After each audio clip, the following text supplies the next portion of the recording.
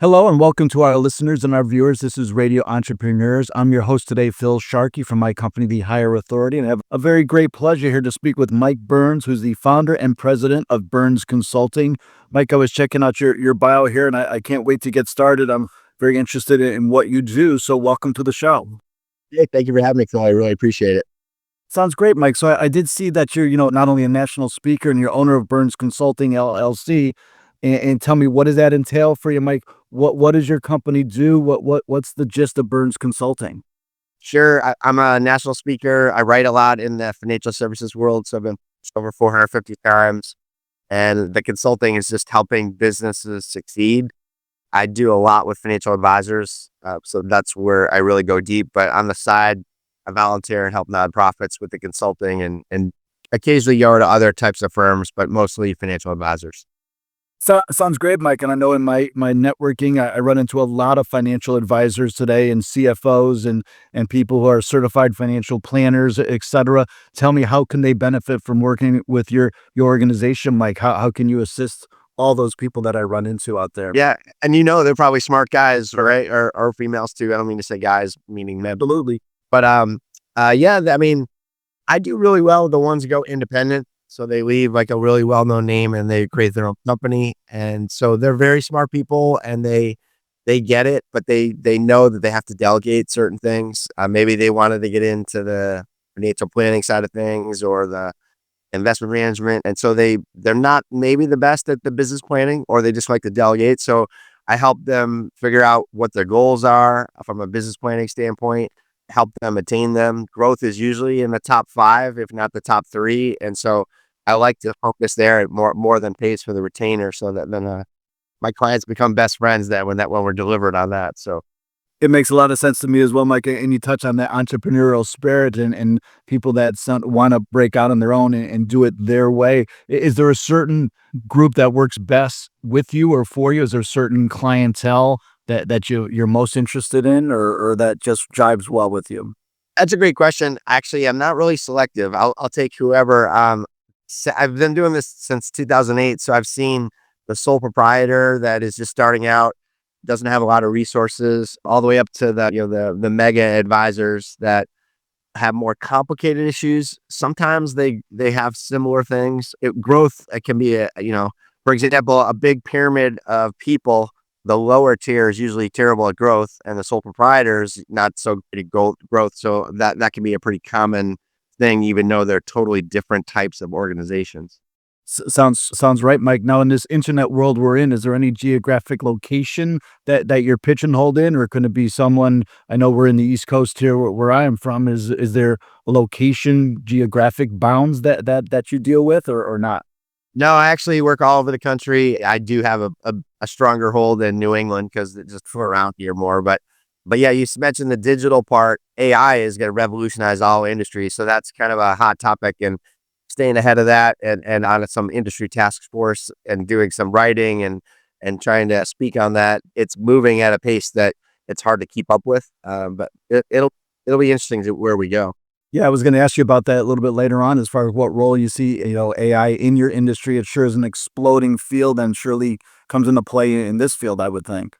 Yeah, we can go back to it if you want, or Yeah, I can check some things. absolutely. Tell me, how do you see that field? Yeah, I mean, I actually just got fooled by my first deep fake. I thought it was. I've seen celebrities before, like Anthony Hopkins and Morgan Freeman. They have like the best voices, right? So I've always known that was a fake video. But there was another one that came around, and I forwarded it to somebody. Said, "This is great," and he said, "Nope, that's not the person." And I'm a little scared of where it's going to go, right? Like, so as much opportunity there's definitely uncertainty. So it'll be interesting to see. It's so true. And again, in my business, which is pre-employment background screening, we're always looking for fraudulencies and things don't add up, and people who are not who they say they are. And I would just think, while it's such a great field as far as excitement and opportunity, boy, there's sure a lot of opportunity for fraud or falsifications, right?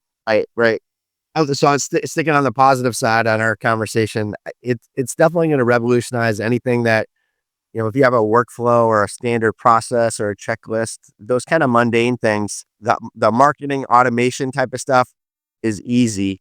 Where it gets really advanced is how we build relationships with these devices, and we actually trust them more than human beings. That's like the big change. And I don't know if that happens in 5 or 10 years, but it's coming. And so we'll have to Absolutely. where every industry gets shaken a little bit, right? No doubt about that at all. So Mike, I know a big part about it is for you to make your clients more successful, right? For them to take wherever they are and expand. Do you see it in all ranges of field? Like you mentioned, could it be in the marketing side of it? Could be attaining clients. How do you go about that? I probably have to interview each client directly and see where they are and where they want to go. Yeah, exactly. I customize it all. I don't have that like 10-step process I take everybody through. So when I interview them, in 15 minutes, I can usually see where they need to be, improve. And a lot of times they'll just give you that information because that's why they're hiring a consultant. So then I just prioritize it. They can't, it's like the juggler, you can only have like 12 balls in the air, a really good one, right? And you throw the 13th in and a whole bunch of things fall down. So just helping them prioritize, moving the needle. A lot of the people I work with don't have to have an accountability partner, but I can play that role too. But really just kind of figuring out what are those little things that they can measure to succeed and making sure they're moving forward to doing it. Sounds good, Mike. And I know you have so much experience yourself, and I'm sure you're hands on. Is it basically yourself they would deal with? Is there a team involved? How does that work for your company? Yeah, I've kept it kind of lean and mean for a reason. And I, personally want to be in my kids' lives. I'm a baseball coach, all that kind of stuff. So I've always got to, someday I'll probably have 10 to 15 person firm, but for right now, I want it to be that way. But I have this ecosystem built around me. So if somebody needs a specialist in all these different areas, that's when I pull in other kind of professionals that are the best in breed, so to speak. Yeah. And it sounds like you may have answered this question right there, Mike. What's your competitive edge? What sets you apart with Mike Byrnes Consulting? I know I can feel it already is that direct hands-on approach and knowledge that you bring. But what would the listeners out there sort of pinpoint on why to turn to Mike Byrnes? Yeah, you just nailed it. It's the good news, bad news. They're stuck with me if they hire Byrnes Consulting, right? So I try to just get to know my clients better than anyone else. I mean, I have people just send me pictures over the weekend of their daughter graduating and stuff because I just know them so well and want to help them. As a consultant, I just tap into like wanting to help people and caring about them, and obviously I have some industry knowledge too that I can bring to the table.